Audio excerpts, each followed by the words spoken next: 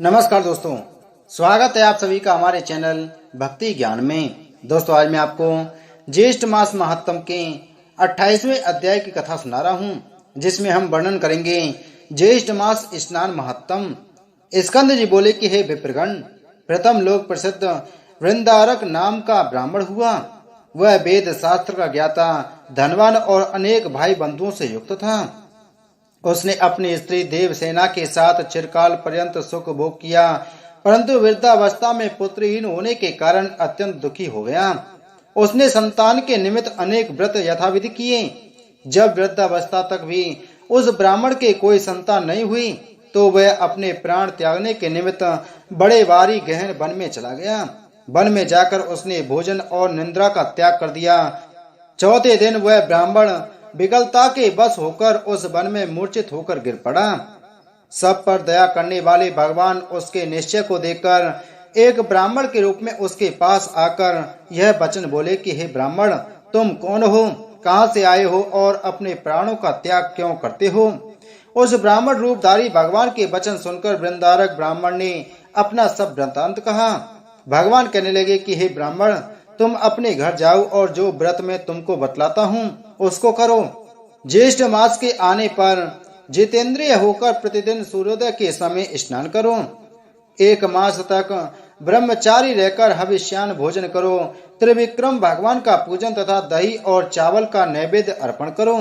वृक्षों तथा ब्राह्मणों के घर में जल दान करो।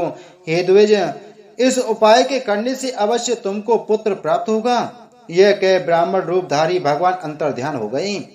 वृंदारक विष्णु रूप मानकर अपने घर उनके कथानुसार अपनी स्त्री सहित व्रत करने को तत्पर हुआ और प्रतिदिन प्रातः काल स्नान करने लगा। किसी समय देवयोग से शरावती नदी के तट पर उसने एक व्याघ्र को देखा। वृक्षों के झुंड में से वह अत्यंत भूखा व्याघ्र वृंदारक के समीप आया और उस व्याघ्र को आया देखकर वृंदारक ने जल पात्र को उसके ऊपर फेंक दिया और जल बिंदु के स्पर्श से वह व्याघ्र दिव्य देहधारी हो गया। और वह प्रसन्न आत्मा व्याघ्र कहने लगा कि हे ब्राह्मण, आपके दर्शन से मैं धन्य हूँ। हे ब्राह्मण, पहले मैं व्याघ्र शिकारी था और मैंने अनेकों हत्याएं की। उसी दोष के दूसरे जन्म में मैं व्याघ्र हुआ। आज उस दोष से युक्त मैं आपके दर्शन मात्र से मुक्त हो गया। हे भद्र, आप क्या पुण्य करते हैं, वह पुण्य कृपा करके मुझको दीजिए।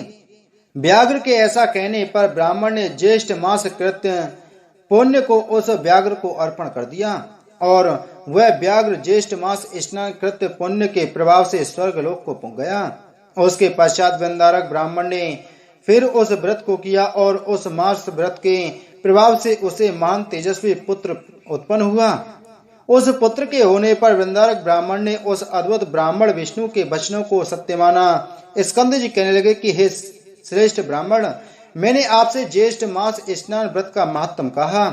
जिस मास स्नान के जल बिंदु मात्र से स्पर्श से यह परम हिंसक व्याघ्र मुक्त हो गया और वृंदारक ब्राह्मण को विष्णु सदृश और विष्णु भगवान का भक्त पुत्र उत्पन्न हुआ। अब आपकी क्या सुनने की इच्छा है, सो आप मुझसे कहिए। इति श्री ज्येष्ठ मास महात्म ज्येष्ठ मास स्नान महात्म 28वां अध्याय संपूर्ण। बोल ज्येष्ठ मास महात्म की जय। बोल विष्णु भगवान की जय।